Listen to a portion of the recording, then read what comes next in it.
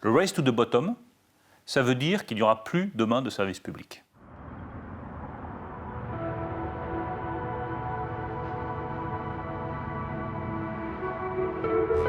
Si on ne cesse de baisser les impôts toujours plus bas, avec une guerre fiscale entre les États, à un moment donné, il n'y aura plus de recettes fiscales.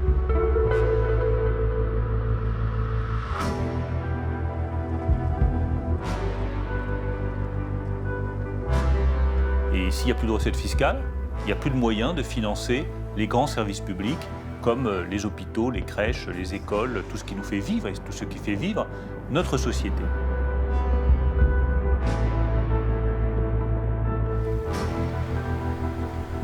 Given the recent movements of the tax burden away from capital and towards workers and consumers, it's quite clear that the integrity of the tax system itself depends on having a good corporate tax base.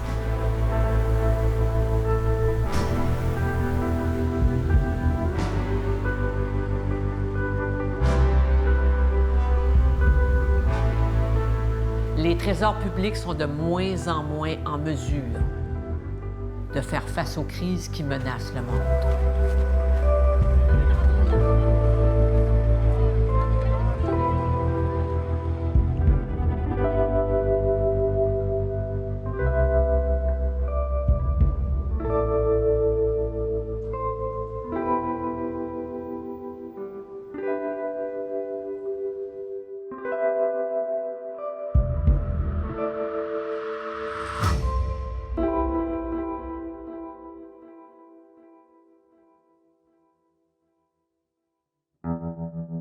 Tax competition is the idea that countries try to attract businesses to their shores by offering them tax breaks.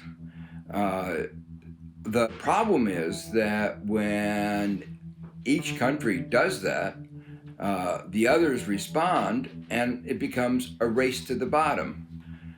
It's a race to the bottom in which the only winner is actually the businesses. Because as one country lowers the tax, then the other country, and then a third, taxes get lower and lower. And you can see where this is going to go as each country competes by lowering the tax. There's only one place where this stops, and it's zero, or in some cases even beyond zero. You could actually pay companies to come to your jurisdiction. If countries are competing by attracting capital, in other words, companies, by saying, hey, come here, there's low tax, it's a really dangerous strategy for that country, right? Because that capital will be there just for a bit until they get a better deal. Alors, au cours des 30 dernières années, on a constaté une baisse des taux nominaux d'impôt sur les sociétés. Pourquoi? Parce qu'on a une économie globalisée et on a des pays qui sont restés souverains, mais d'un point de vue local, national. Et en fait, ces souverainetés nationales, elles sont elles-mêmes nominales et elles ne sont pas réelles, parce que la globalisation a fait qu'il y a eu une pression à la baisse sur les taux d'imposition de ce qui est mobile, le capital est mobile. Et donc, on a vu que les taux d'impôt sur les sociétés qui dépassaient 50% il y a plus de 30 ans, aujourd'hui, ont convergé vers les 25%. La moyenne OCDE, c'est 25%, mais on voit que les petits pays sont en réalité entre 10 et 20%, et les plus grands pays entre 20 et 30%. Mais si on regarde ce qui s'est passé aux États-Unis, on a une belle illustration. Ils étaient à 35%, ils sont passés à 21%. Donc on voit qu'on a cette course au moins 10 ans, race to the bottom, comme on dirait en anglais, qui intervient depuis une trentaine d'années. You know, it was last year before this group that I told the tax hikers in Congress that if they wanted to send me a tax increase, well, go ahead, make my day. We should continue the policies of lower taxation, which has brought far extra enterprise, has brought more jobs and a higher standard of living to this country than it has ever known before. Canada's corporate tax rate will become the lowest among the major industrialized economies. This will give businesses in Canada a substantial tax advantage over businesses in the United States. Mr. Speaker, I also want Britain to have the most competitive business tax regime of any major economy in the world. I have already cut the main core rate of corporation tax from 28% to 24%, and it's set to fall further to 22%. This has helped British companies and frankly left other countries scrambling to keep up. 6 months ago, we unleashed an economic miracle by signing the biggest tax cuts and reforms. I have to add the word reform, very important word, but the tax cuts is what got us there, and that's what's really doing it. The biggest tax cuts in American history. Ireland has a competitive corporation tax rate. It has served us well, and it will not be changing. We today propose to slash the corporate tax rates. C'est une guerre fiscale, elle est injuste et il faut y mettre fin. Every member of my government, every year during the budget preparation process, put at least 10 to 15 proposals in terms of decreasing taxes. They were convinced that taxes were the response to the country's competitiveness. Le problème, c'est que la concurrence fiscale a été élevée au rang de principe de politique fiscale et certains décideurs nationaux ont même donné à la compétitivité préséance sur les principes d'équité et de justice fiscale, ce qui entre directement en contradiction avec les raisons d'être des régimes d'imposition, soit redistribuer la richesse et financer l'État. The optimal tax rate from my standpoint, and this is my view of taxes, is you want the lowest possible tax rate on the broadest possible tax base. So you provide people with the least incentives to evade, avoid, or otherwise not report taxable income. And you also provide them, by having the broadest base, you provide them with the fewest number of places where they can put their income to avoid paying taxes. So the lowest possible rate on the broadest possible base. If we look at the Swedish tax rate when it comes to corporate tax, we do have decreased that tax rate last years, but at the same time we have broadened the tax base. So really what we did is to close lots of loopholes and possibilities for deductions that we had earlier. And when we, in that way, increased our tax incomes, we used that money to reduce the tax rate. So the overall taxation of the Swedish companies has not been reduced, but it has been changed. And some other European countries has been working in the same direction, Denmark, for instance. And the purpose of this is to reduce the possibilities of loopholes so that companies that work with tax planning will have fewer possibilities, and instead this will be good for companies that actually are paying the taxes as they are supposed to be paid. And that's the idea behind the tax reform that we have had. There's no question that corporate tax rates have come down dramatically since 1980. They were average nearly 50% back then, and now, depending on whether you weight by population or GDP or things like that, they're somewhere around 23 or 24%. To me, that's a big improvement. We don't want to punish investment and job creation, which is what high corporate taxes do. And when I talk to my friends on the left, the one thing I always point out to them is that we actually haven't seen a reduction in corporate tax revenue as a share of GDP. In other words, there's a Laffer curve effect. Governments are collecting actually a little bit more as a share of GDP from corporations at a much lower rate than they did back in 1980 when the rates were much higher. The Laffer curve is premised on this notion that it's possible that countries might pick such high tax rates that they actually would be better off both in terms of revenue and in terms of the companies themselves if they lowered the tax rate. But we have no evidence that that's the case in the modern era. In fact, countries have been so aggressive at lowering their corporate tax rates that it's quite clear that if they raise the rates, that they would actually end up with more revenue. Une concurrence fiscale, c'est quelque chose de sain, c'est-à-dire qu'il y a 1 ou 2 points ou 3 points d'écart entre les États et du coup, chacun peut attirer des investissements en ayant un taux d'imposition qui est plus faible que son voisin. Ça, c'est de la concurrence qui est saine. Moi, je crois à la concurrence et à la compétition entre les entreprises. Mais là, on n'est pas du tout là-dedans. On est dans une vraie guerre fiscale, où certains États pratiquent des taux d'imposition qui sont extrêmement faibles, ce qui favorise l'optimisation fiscale, et il peut y avoir des écarts de taux de l'ordre de 10, 15 ou 20 points. You know, one of our opponents who argues against us is Ken Langone, who was one of the people who helped found Home Depot, a huge business. He did that when he was paying a tax rate of 70%. And he was very successful in those days. That did not dissuade him from becoming a billionaire. And paying taxes does not dissuade any business people from doing business. It's a lot better to have part of a huge fortune than to have nothing. In the United States, corporations used to pay 30% of the taxes. Since then, they've been paying less and less. By 2017, they were paying about 9% of the taxes.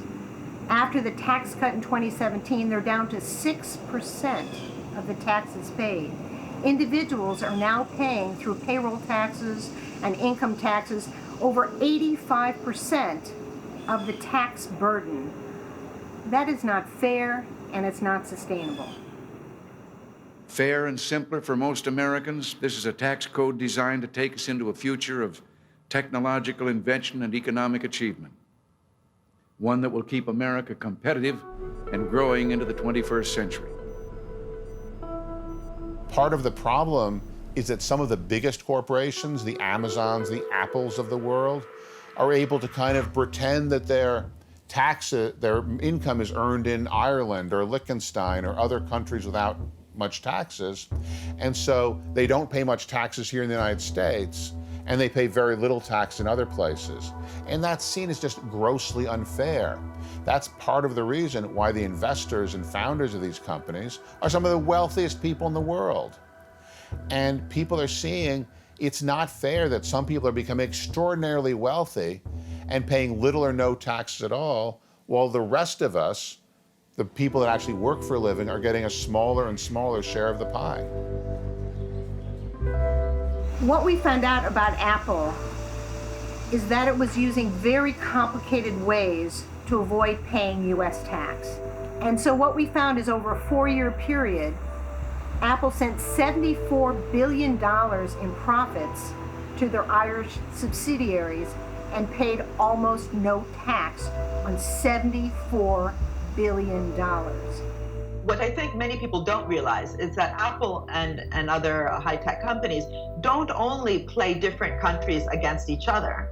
They also, for example, in the United States, have played states against each other. So Apple's headquarters are in Cupertino, California, but they purposefully moved one of their subsidiaries to Reno, Nevada, hardly a high-tech capital, simply due to tax reasons. And they managed to, I think, save, just from that transfer, which was purely artificial, it was done purely to save tax, over $3 billion. And, you know, that's tax that's not going back to the federal government, to the state government, to the California government. You need to remember that when that happens, unfortunately, what then happens are cuts, austerity. There's cuts to public services, public education, public health. Apple Computers is an incredible company. You know, we know that it's innovative. They produce wonderful products that we all want. I've got them lying around this office. But if you ask yourself, what makes the iPhone smart? What makes any iProduct smart and not stupid? It was public investment. What would the iPhone be without the internet, GPS, Siri, the voice-activated system, or the touchscreen display? Nothing. It would be a stupid product, not a smart product. All those examples, internet, GPS, touchscreen, Siri, are fruits of public investment. The most famous one, DARPA, an agency within the Department of Defense and the US government, funded the internet. The Navy funded GPS, and so on.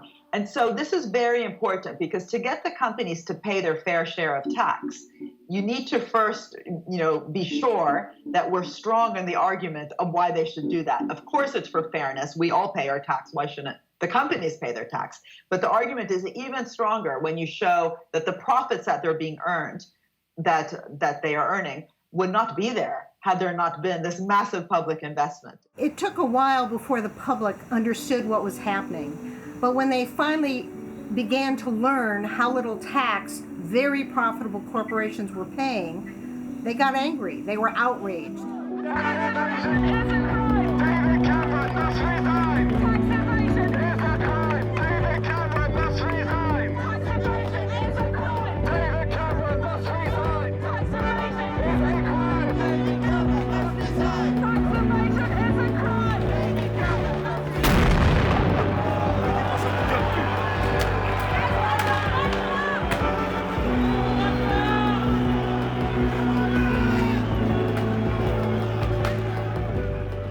En France et qui était très intéressant dans cette crise des Gilets jaunes, c'est que les citoyens n'acceptent pas ça. Ils veulent une contribution juste de tout le monde.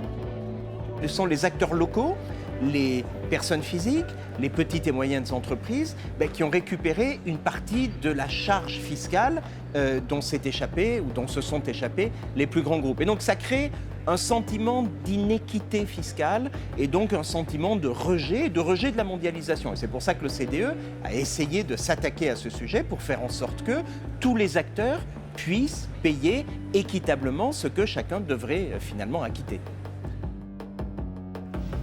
Now, those of us who believe passionately in the power of open trade, we have to ensure that it lifts both our living standards and our values, never tolerating abusive child labor or a race to the bottom in the environment and worker protection. But others must recognize that open markets and rule-based trade are the best engines we know of for raising living standards, reducing global poverty and environmental destruction, and assuring the free flow of ideas. Ce n'est que très récemment qu'on s'est aperçu que la fiscalité internationale était un des volets de la globalisation qui n'avait pas été traité. On a regardé le volet social de la globalisation, les questions d'emploi, les questions de salaire, les questions de salaire minimum que nous traitons au niveau européen. Tout cela a fait partie des débats sur la mondialisation. Mais il n'y avait pas eu, jusqu'à récemment, un débat sur globalisation et fiscalité internationale. Every country was doing as little as possible to come to international agreements because they wanted their individual competitive edge. Countries were favoring their own corporations.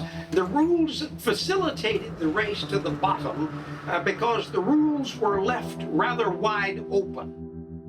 Aussi bien les chefs d'État que les économistes ont commis une énorme erreur. Ils ont accepté qu'on libéralise les mouvements de capitaux internationaux, que tout le monde puisse aller mettre son argent où il voulait dans n'importe quel pays du monde, sans s'apercevoir que ça ouvrait aussi la possibilité des bases fiscales de se transformer et de se déplacer partout dans le monde. Et donc ils ont commis cette erreur absolument incroyable de ne pas s'accorder au niveau international, de ne pas mettre en œuvre une coordination fiscale internationale pour éviter ce type de comportement. Et je pense que la raison première, elle tient au fait que jusqu'à la fin des années 90, au début des années 2000, les grands États, les économistes pensaient que oui, il y a bien quelques riches, il y a bien quelques grandes entreprises qui tournent les impôts, mais c'est un tout petit problème.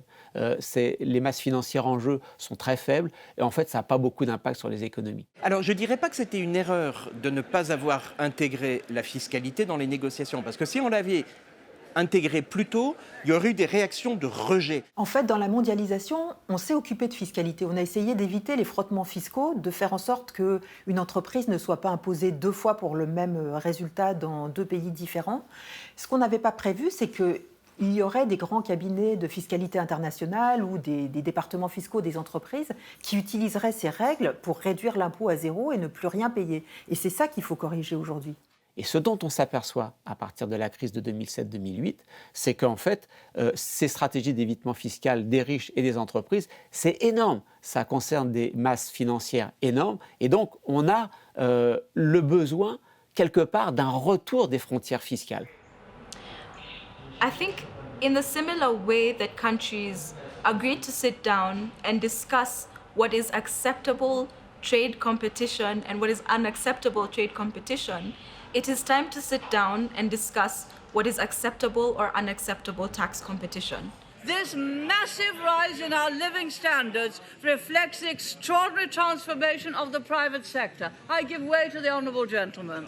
There is no doubt that the Prime Minister has in many ways achieved substantial success for the economy.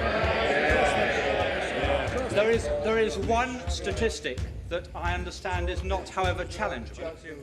And that is that over her 11 years, the gap between the richest 10% and the poorest 10% in this country has widened substantially. That's right. How can she say at the end of her chapter of British politics that she can justify many people in a constituency such as mine being relatively much poorer off, much less well-housed, and much less well-provided than it was in 1979?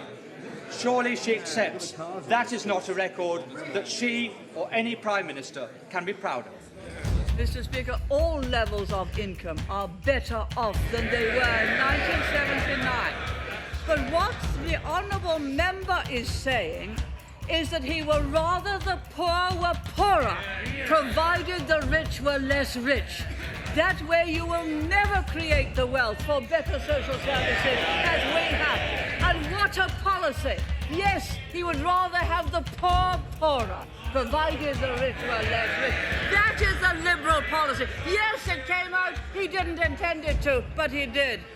Some of my friends on the left, they're so concerned and so fixated on inequality that they would rather have economies be smaller.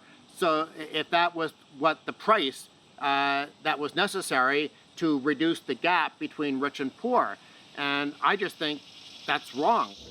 One of the big effects of globalization and one of the big effects of tax competition is that world inequality has fallen. We've seen a big reduction in global poverty. A lot of that is driven by economic liberalization, trade liberalization, lower tax rates. I want fewer people to be poor. I don't care whether some people are rich.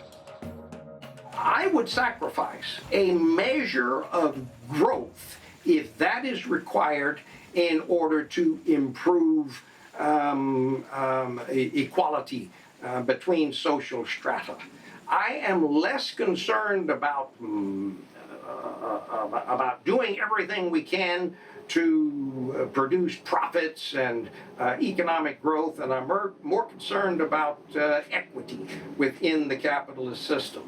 I'll come back to the example of Nigeria. Nigeria has had an extraordinary growth rate since I went there so many decades ago, and yet it has the highest number of people living in extreme poverty of any country in the world. Historically speaking, Nigeria has come from a place of whilst resources have been plenty, resources have not been spread across the population. They have not been shared out across communities and across the different classes in order to ensure that all citizens are benefiting. And this is not just an issue that's struggling, that Nigeria is struggling with alone. This is an issue with many countries. We have reached a point where we need to now address the impact of tax competition on global economies, but more importantly, on the economies of developing countries.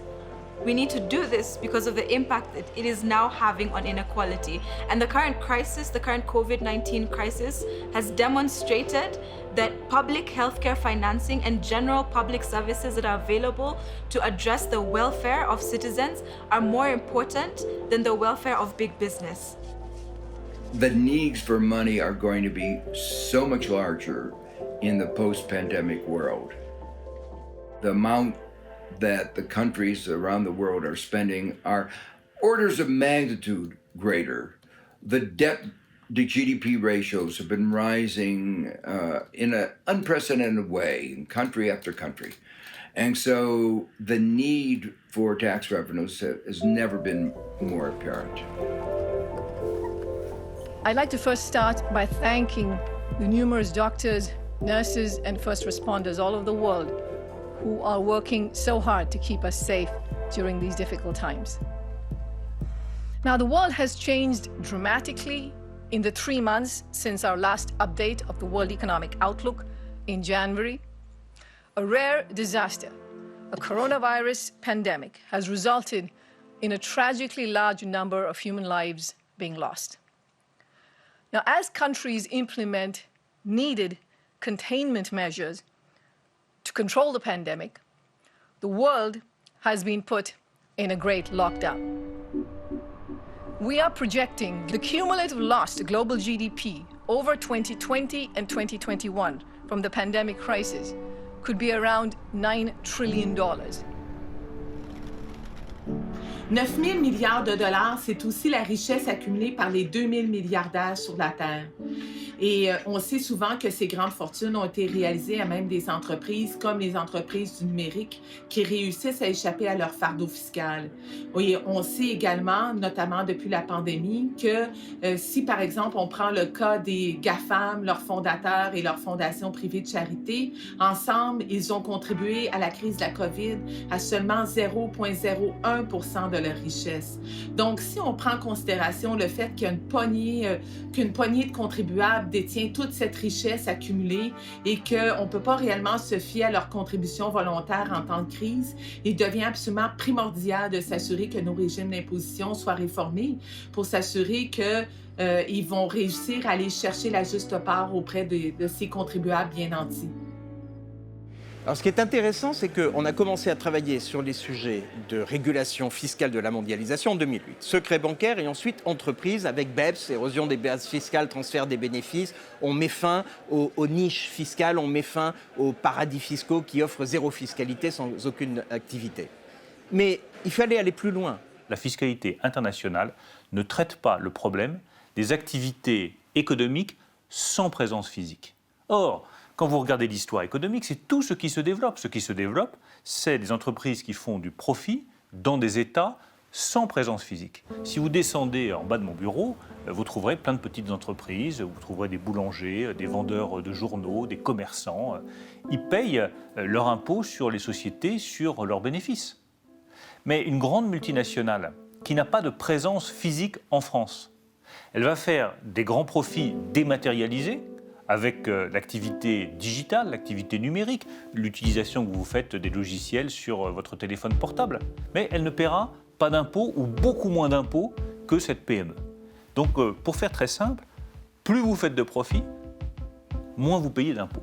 There is a big discussion when it comes to international taxation that has been going on for quite some time, and that is to what extent global companies or multinational companies is where their taxes are going to be paid, and there is a discussion globally where some companies think that more of the taxation should be paid in the countries where the consumer are, whereas other countries think that it's important that the taxation is in the countries where the value is added, so where the product is developed and where the innovation is. We need, first of all, to map out how value actually comes about.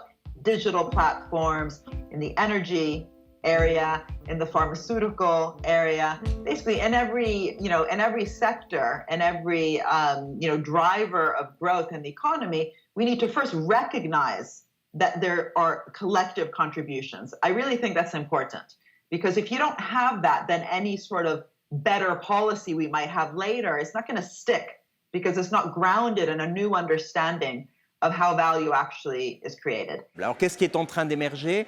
C'est l'idée d'une fiscalité qui serait minimale, aux alentours de 12-13%. On voit que Guilty aux États-Unis, c'est un petit peu plus de 13%. L'Irlande a un taux de 12,5%. Mais ce n'est pas seulement nominal, c'est aussi réel, effectif. Il faut que ce soit un taux effectif minimum d'imposition, de manière à ce qu'on ne puisse pas avoir un nominal à 10% et puis en réalité des exemptions qui feraient que le taux effectif soit nul. So, for instance, if a big country like the United States or the European Union as a group, or Japan or China, if they adopt a minimum tax, right, what that does is it taxes their companies regardless of where they earn their income. So if a US multinational company earns income in Bermuda, the minimum tax can then tax that revenue, even though Bermuda has a zero tax rate and isn't taxing it themselves. This actually changes the whole dynamic of tax competition, because now when a country like Bermuda sees that the US government is going to tax the income that's booked there, even if they don't, right, they might have an incentive to raise their tax rate and get some of the revenue for themselves. And that can actually lead to a sort of a virtuous circle of sort of undoing this dynamic of tax competition by incentivizing countries to have higher rather than lower tax rates. The last thing I want is some global cartel where governments all around the world agree to try to, in effect, seize a lot of the benefits of the digital revolution. En rapport avec la réforme fiscale internationale qui, dans une certaine mesure, nécessite la collaboration de l'ensemble des pays, il est absolument crucial de s'assurer que les grands enjeux qui touchent les pays en développement, les PME et la classe moyenne soient considérés au même titre qu'on considère les grands enjeux qui touchent les pays développés et les multinationales. Également, en rapport avec cette réforme, il est vraiment important de réaliser et d'accepter que ça existe, la concurrence fiscale au niveau des individus, et que ce sont souvent les individus très nantis qui réussissent à en prendre avantage, et que si on est pour la réformer, cette fiscalité au niveau mondial, il faut s'assurer qu'eux aussi paient leur juste part d'impôts afin de nous donner les moyens de faire face aux crises actuelles et aux possibles crises à venir. Ce qui est très intéressant, c'est qu'on voit qu'il y a une compétition fiscale sur les entreprises, mais elle existe aussi sur les personnes physiques. Les pays ont toujours essayé d'attirer des contribuables riches, non pas pour les taxer, mais au contraire pour leur offrir des sortes de havres et de paradis fiscaux. Et ce volet-là n'a pas encore été traité par l'OCDE, il n'est pas sur la table, et peut-être qu'il faudrait que les pays y réfléchissent pour éviter qu'on ait des distorsions. Il ne s'agit pas de taxer davantage tout le monde, mais faire en sorte qu'on n'ait pas des distorsions qui viennent d'offres qui sont ciblées, par exemple le forfait en Suisse. Ce qui est intéressant, c'est que même en Suisse, les peuples s'en émeut, et il y a eu plusieurs référendums. Certains ont mis fin à des systèmes forfaitaires qui permettent de taxer les riches en fait sur une base extrêmement faible. If you look historically, there was a time when many countries, in the 60s, many countries had marginal tax rate on the super rich that were 90%. There was a famous Beatles song that was called The Tax Man, which said, I'll tell you how it will be, 1 for you, 19 for me. Because in the UK at that time, the marginal tax rate, the highest rate, was close to 95%. I've done a number of papers on Warren Buffett, and I think Saez and Zuckman also talk about Warren Buffett's not paying, but he's doing it all very legally. For particular taxes, there should be a minimum tax, across countries. And again, corporate income tax would be one of them. Maybe even the highest marginal tax rate on billionaires would be another one. So you don't have the situation reported by Buffett that his driver pays more taxes than he does. This kind of situation should not exist. A lot of people have noticed that taxes are lower for some people, the richest, and taxes are still high for everyone else. So yes, I think a lot more people are paying attention now than were paying attention a few years ago. I think that ideas that were completely off the wall 10 years ago, a wealth tax, higher taxes for billionaires, are now part of the mainstream conversation. So this income inequality is being, in effect, being generated by asset inequality. How is it that some people are getting richer by the minute because the stock market is going up, while they're paying no tax, while there are people who are earning income through labor, through wages, have to pay taxes? There's a debate among economists. Some economists have argued that tax competition is good because it keeps government from increasing taxes too much. Well, that's one way of looking at things. I don't know how that can be thought of as anything other than wonderful for the citizens of the country. They get to choose which set of policies, what government actions they'd like to have to raise their families, to work. And as long as we can choose, we'll choose the ones we like the best. And I think that type of competition is wonderful. This is not a race to the bottom. This is a race to the top.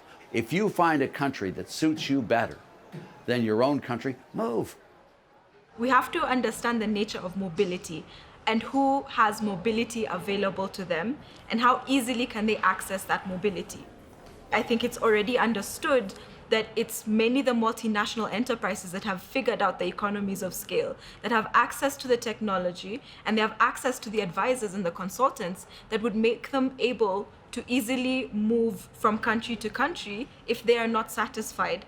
And that's why the threat of a multinational moving is so important to a tax administration, because they can follow through with this threat. However, when we compare this to a domestic entity or a small medium enterprise, or let's talk about the micro enterprises, the cost of mobility is extremely high.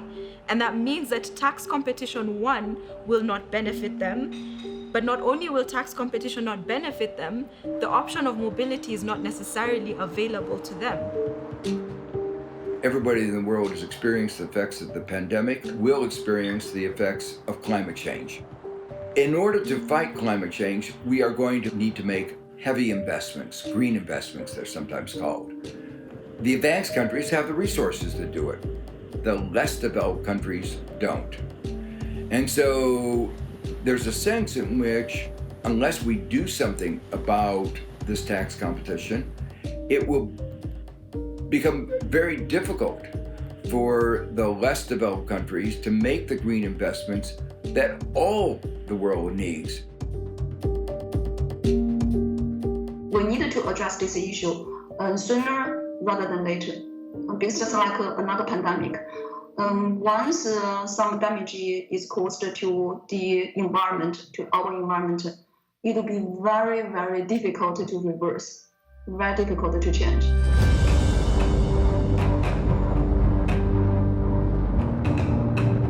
L'interdépendance et l'interconnexion des politiques fiscales et environnementales est désormais bien établie. On n'y échappera pas. Rapatrier rapidement l'argent dans les trésors publics pour la protection des populations, c'est devenu vital. If we, as an international community, decide that we should address climate change and we need to address it through carbon taxes, what stops a country from having a lower corporate carbon tax so that they want to attract the investment to their country? It's not enough to have an international tax regime to address climate change unless you agree on some global rules on what should be the... It's an interesting issue to discuss how we together within the OECD, but also this is a discussion within the IMF and the World Bank, how we can work together to make the tax systems both nationally but also internationally as part of a fight against climate change. I think that's something we should discuss even more, and I really hope this comes up on the agenda. And of course, coming from the same country as Greta Thunberg, I really think this is one of the top priority issues that we should be discussing in this international fora. I'm optimistic that we will make progress in getting an international agreement to stop this race to the bottom, this kind of tax competition. Alors on m'a souvent demandé quel est le plan B si vous n'avez pas d'accord. Et ma réponse c'est on n'a pas de plan B, on a un plan C pour chaos. Parce qu'en réalité, les pays vont agir unilatéralement, notamment sur les entreprises numériques, parce que c'est ce qui émeut le plus les peuples aujourd'hui. Ils voient ces géants numériques qui gagnent des milliards, qui valent des centaines de milliards, et qui, en réalité, payent très peu d'impôts. Et ils n'en payent pas à l'endroit où il y a les utilisateurs. Et ces pays sont très frustrés. Donc ces pays vont prendre des mesures unilatérales. On l'a vu avec la France. Les États-Unis vont prendre des mesures de rétorsion commerciale. Les pays en retour vont prendre des mesures de rétorsion commerciale. Et vous voyez que vous avez une sorte de guerre commerciale. Ça me fait penser à un livre qui a été écrit il n'y a pas très longtemps qui s'appelle « Les somnambules ». Les somnambules, ça décrit comment le monde est allé à la guerre de 1914. The Sleepwalkers. On y va et on ne sait pas comment l'éviter. Et bien c'est un peu ce qui se passe en matière fiscale. Et donc il faut qu'on se réveille, il faut qu'on ait un accord pour éviter d'arriver à une guerre. Ça ne sera pas aussi tragique que la Première Guerre mondiale, mais économiquement, ça peut faire du dégât. Je pense que le vrai sujet, c'est que vous avez une coopération au niveau technique qui est parfaite. Aujourd'hui, les responsables techniques de la fiscalité internationale, qu'ils soient américains, allemands, canadiens, britanniques, espagnols, italiens, indiens, chinois, ils sont d'accord sur les grands paramètres de cette nouvelle fiscalité internationale. Parfois un point ou un autre qui mérite d'être détaillé, mais ils sont d'accord. C'est quand on passe au niveau politique, là où se prend la décision, que c'est plus difficile. Et là, ce qui fait la différence, c'est effectivement le leadership et des relations humaines. À un moment donné, il faut que des ministres des Finances s'entendent personnellement très bien pour dire voilà, on va dépasser nos égoïsmes nationaux pour construire une solution internationale qui sera meilleure pour tout le monde. And I really hope what comes out of this is that there will be a stronger role for politics, that more citizens understand how important it is with politics, and that it's important to vote when you do have the possibility, but it's also important what politicians that you choose. I think that's the number one lesson. And the second is how important it is to have strong public finances so that when there is a crisis, you do have the financial resources so that you can fight the crisis, both when it comes to unemployment, but in this case, also when it comes to healthcare. I really hope that where countries stand today, the amount of debt that has been incurred in order to respond to this crisis, the amount of money that's being donated and granted to various countries in response to the fact that there is not sufficient public health care, there's insufficient social welfare programs. I hope that this demonstrates to us all as citizens first that we must demand more and we must demand better in the form of revenue raising. We must demand for fair revenue raising processes that demand the same standard from individuals, from micro and small enterprises, and from multinational enterprises. We must begin to look at policy as it affects each and every one of us, our ability to see the next day, because the pandemic has shown us that our systems remain fragile, our policies remain fragile, our businesses are still also fragile. But we must begin to put the people and inequality and challenging inequality as the number one priority going forward.